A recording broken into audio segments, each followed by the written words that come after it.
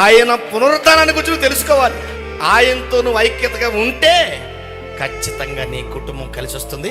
అప్పుడు యేసయ్య అంటాడు, నాలో నిలిచినోడు చెప్పండి బహుగా ఆమేన్. అది అంతేగా, నాతో నిలిచినోడు బహుగా ఫలిస్తాడు. నువ్వు ఫలించాలంటే ఆయనలో నువ్వు అంటు కట్టబడి, ఆయన అంటే మరి మేము చర్చికి వెళ్తున్నాం కదా బాగా, నో, అది అంటు కట్టబడి కాదు. నువ్వు ఆయనతో నిజంగా అంటుకట్టబడి ప్రార్థనలు, విజ్ఞాపనలు, యాచనలు, భయభక్తులు, ప్రార్థనా జీవితం కలిగి నువ్వు జీవించాలి. నువ్వు ఆయన మీద అనుకోవాలి. ఆయన పునరుద్ధానమందు ఐక్యము కలిగిన వారే అన్నాడు. అంటే ఆయన యేసుక్రీస్తు ప్రభుల వారు మనందరి కోసం పునరుద్ధానుడయ్యాడు, చనిపోయాడు, సిలువేయబడ్డాడు, చనిపోయాడు, మూడో రోజు తిరిగి లేచాడు. ఆయన పునరుద్ధానుడయ్యాడు.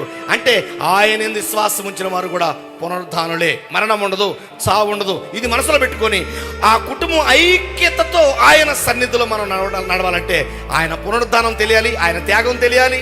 ఆయన మనమందరం కూడా ఫలించటానికి కలవరి సిలువలో ప్రాణం పెట్టాడు. నాలో నిలిచినోడు బహుగా, అందుకన్నాడు క్రీస్తునందున వాడు పాత సృష్ట్యా నూతన సృష్ట్యా. ఆమేన్. హల్లెలూయా. అది